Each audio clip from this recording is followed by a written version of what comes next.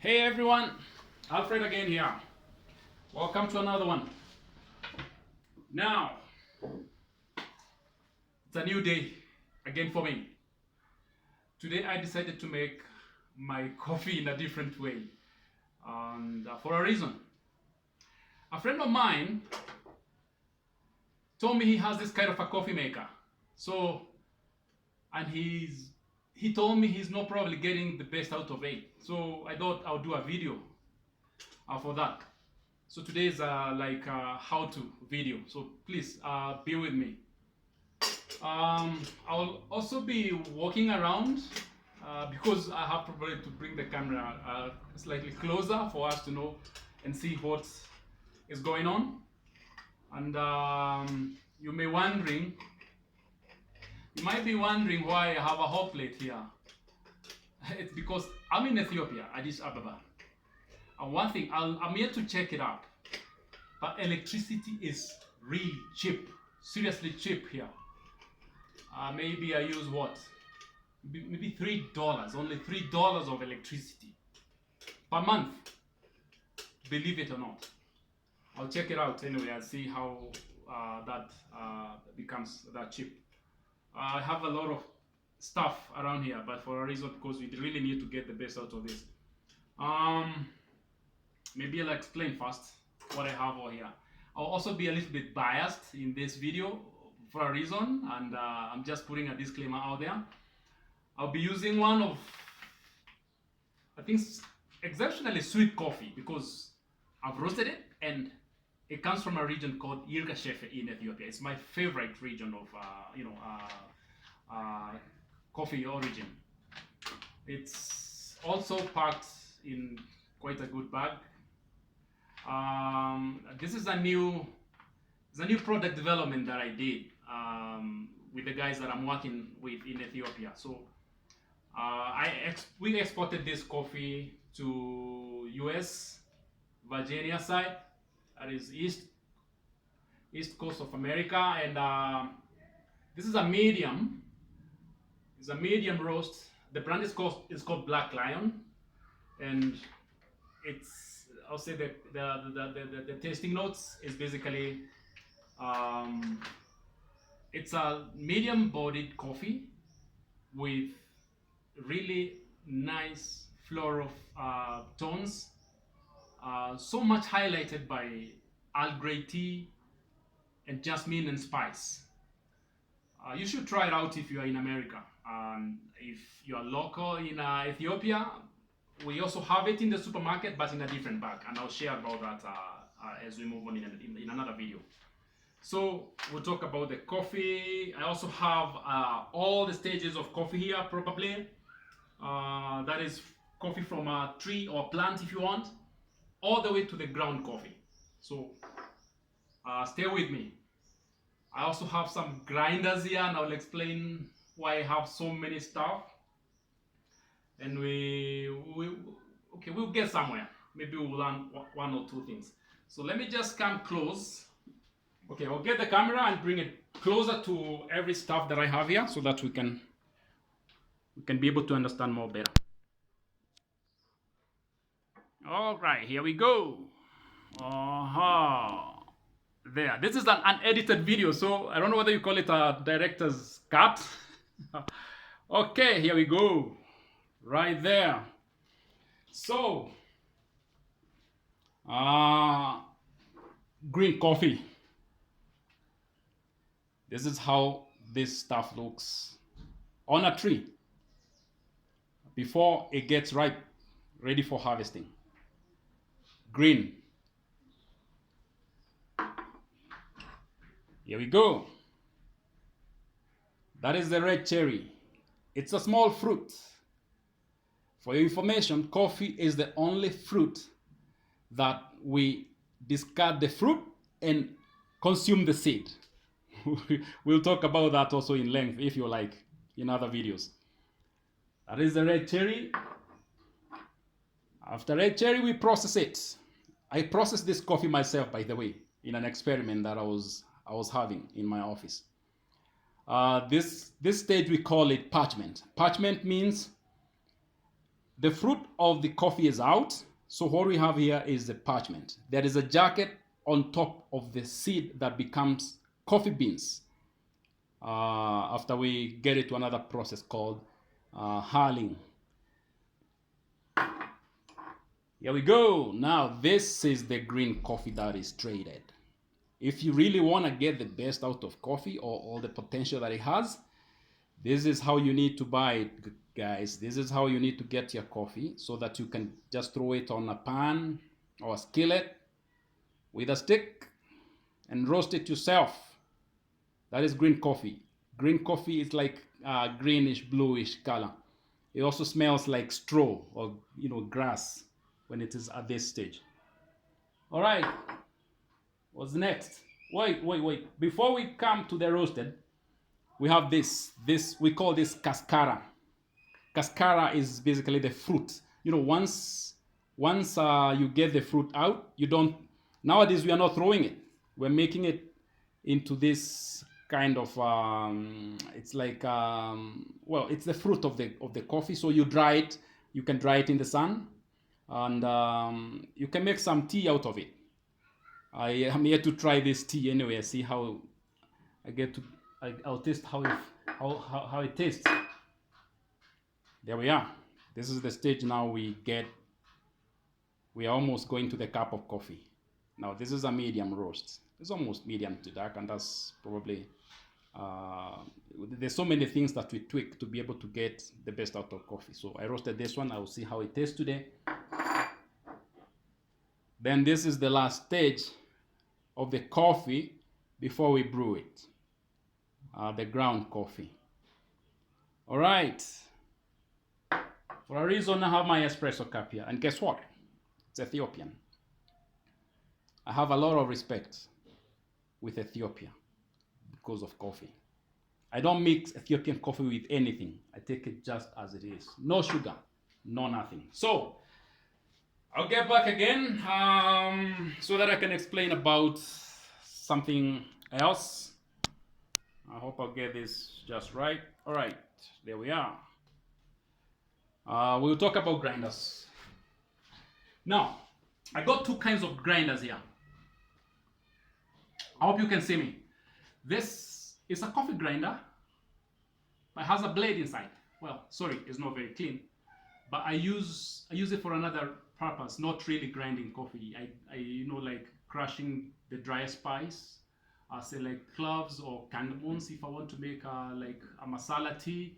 I use this to crush because I don't want to put the same flavor in the coffee grinder that I use. It's good, but not really good because the consistency of the grounds, once you grind the coffee, the consistency of the grains is not really good. Some of the particles are big and some are small, and that makes it a little bit problematic when you want to get out the best of the cup of coffee, because if you have very small micro granules because of the consistency of the grind, and some are big, so your coffee kind of tastes bitter because the small grounds are over extracted and the big probably particles are the ones that probably get the real kind of level of extraction that you probably like or get or need based on the brewing method that you are at. So I will highly recommend this kind of a grinder. I'll put this away. Sorry. If you want to get more information about it, you can actually give me a comment down there. Now this is a bar grinder. It's a really big thing. I think I bought this somewhere in Europe. But there are many nowadays in different styles. There are smaller ones. But this I think is the biggest because I can grind as much coffee as I need because all this is a bin, where the coffee is going to get collected. So if you can look, I don't know whether this is really. Okay, let me just come closer to the camera so that you can really get it right. Well, that's the bin where the coffee gets collected. Now this is it's it's conical grinder, bar grinder. So down there, this is not really, it's not really bright. I may need to invest in in a better camera. So this grinds, but it doesn't slice because the blade grinder kind of slices the coffee, not really consistently. But this one, when you put in coffee there, you crank it like that.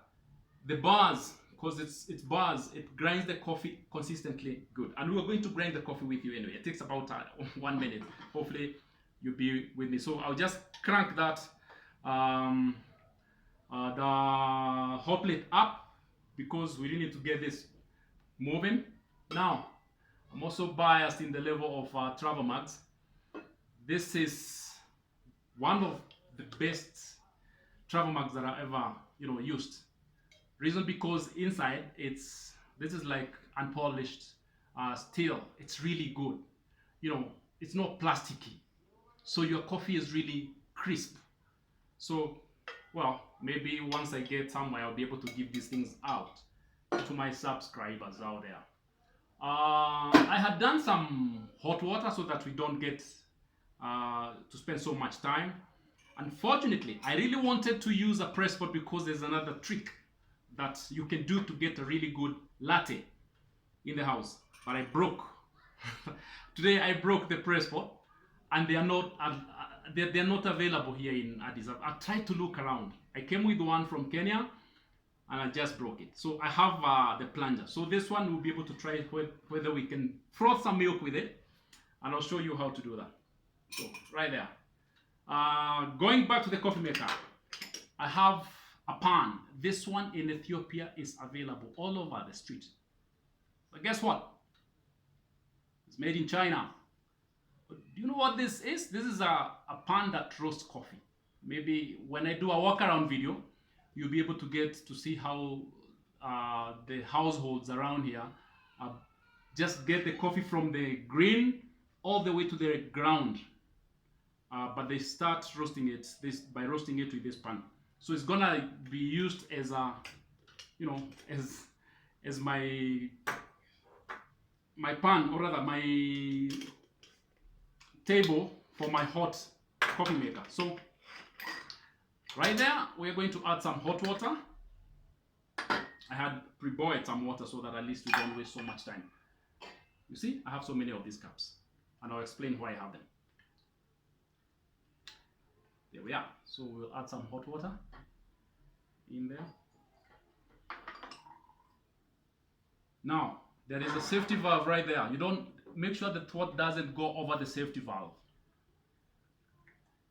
Enough? Done? You can move that away. We're going to put it on top of the coil. Oh, I've realized you guys are not really watching that. Right there. I guess right now let me just do the video by virtue of just explaining what I'm doing, and you can probably see. So the water is boiling right there, but I can also explain one or two things as that water boils. So from there, I have some pre-warmed milk. I don't take hot, piping hot coffee because you cannot make a flavor. So how the coffee is tasting. So what I do is I take my coffee almost, after warm, that is about 45-50 degrees Celsius, so that I can actually taste the flavor. So we got the coffee right there. I'll show you how to grind this coffee with this cranking grinder. Right there, fresh coffee. Now make sure you close the bag up. It's a zipper. Then I'll just come closer. And you see, I just pour the coffee in there. That's the coffee. I'm trying to find out where I can be able to place it so that I can crank it. Yeah, right there. Probably you can see it right there. All right. Now, this is the cranking lever. We are grinding. Yay! So this gives a consistent grind. You'll see once we're done here. So we are trying to look for about maybe 20 grams of coffee because I want to make probably a double espresso. Oops, sorry. It's easy, like working out your biceps somehow.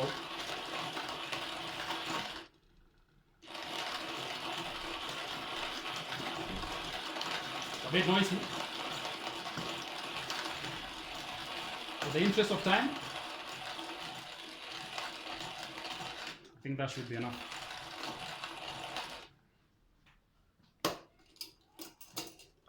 So this is a pre-ground. I just ground that coffee. So no problem even if I add it right there. So we can put the grinder away. We grab our filter funnel.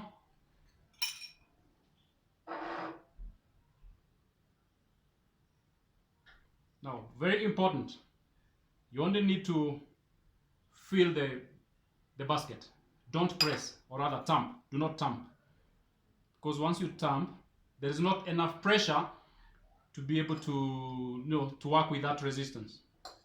So you cannot, you only tamp when you're using the traditional espresso machine where there is a lot of pressure.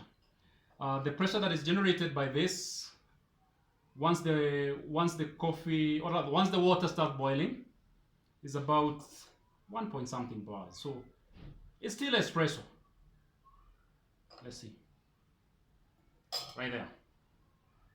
So now, the reason I don't necessarily put the coffee into the water tank, rather I don't place it, I don't really assemble the coffee maker up completely, because when this coffee gets inside there and it takes quite some time to boil, the coffee kind of cooks and you really don't enjoy what comes out of that.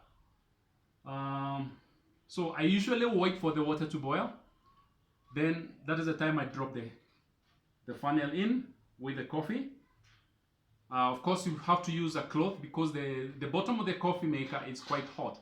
So what you probably will need to do is take your kitchen towel, you hold the bottom, then assemble or screw the top back up. All right, it's taking quite some time, but we're getting there. Don't worry, because the coffee is really freshly ground, because you really want to enjoy all the flavors that probably come with fresh coffee. Right, like right now, what I have here is really, really nice sweet smell of jasmine and spice and Earl Grey tea, because the ground coffee right here, the fragrance is really, really enticing. It's really good. So that is the advantage you get, or the wholesome you get when you just buy your coffee in whole beans and get a grinder, grind your coffee, and brew your fresh cup of coffee every time you need one. You can also get ground coffee, but I feel like I'm getting cheated, because I'm paying so much for a cup of coffee. For a bag of coffee beans. So I feel like I really want to get the beans instead of getting ground, so that I can have the whole experience. So the water is boiling right there. So the next step is to remove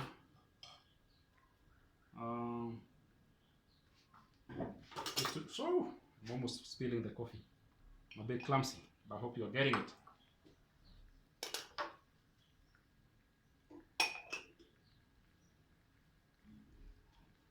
Right there. It's a bit dangerous. Aha. Then we drop our coffee inside like that. Then now we put back the top compartment. And basically just it's just screw it back again. It's really a big long way of making coffee, but what do you do when you really want some specialty, really good tasting coffee? So what will happen here is the water again will boil, and then the espresso will come out of that spout right there. What you need to do if you really don't want the coffee to extract so much, or you only need an espresso, you don't really, because if you leave it, the water is too much. Remember, the coffee that you put in there is not enough to brew the whole tank of water. You basically get the pot out, and you can kind of bath the bottom tap with bottom part with cold water, so the brewing stops. But if you really want a little more dilute coffee, just let it brew, and it will come all the way, like you'll have like 2-3 cups that are a bit dilute, like an Americano, so to speak. All right, so this thing is still boiling. It brews, and if you really want the whole brew, when it gives you a gargling sound, that means all the water has come up, so it's ready to to be enjoyed.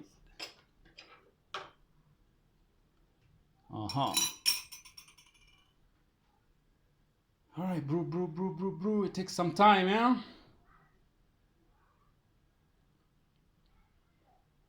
There we go. You can see now the espresso is coming out. Whoa, beautiful. Right there. Right there. It's really nice. Nice espresso. It's creamy. So that the bubbles that you can see come out, that means the coffee is really, is really fresh. Wow. It's really creaming up. So out of that espresso, we are going to make a latte out of it. Aha. Nice flow. Nice flow. So I think that's enough for me. I basically removed it. So now this is espresso, guys. You see that? That is espresso. Really nice espresso.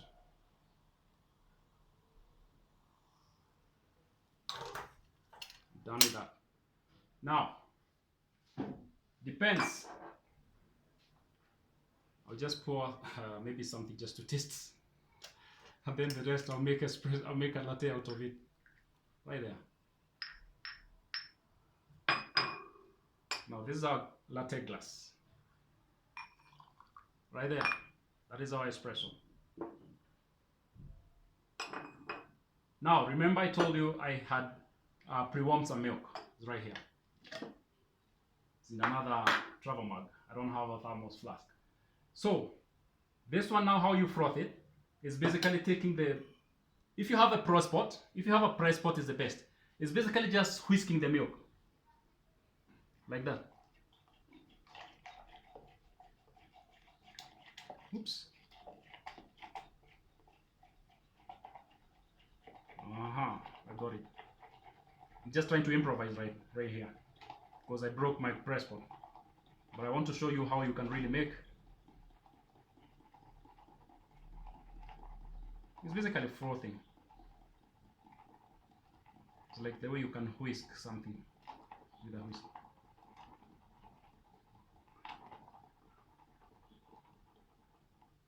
Right there. Good. So I guess I'll just put that aside. Sorry, it's a bit messy. Now, you're wondering why I have my lemon squeezer here. It's washed anyway. I want to show you, but I also have a what do you call it? Steaming milk jug here, but I don't want to use it. I can show you how these things can really be. You can really get anything in the house if you're really passionate about something. Right there. I'm using my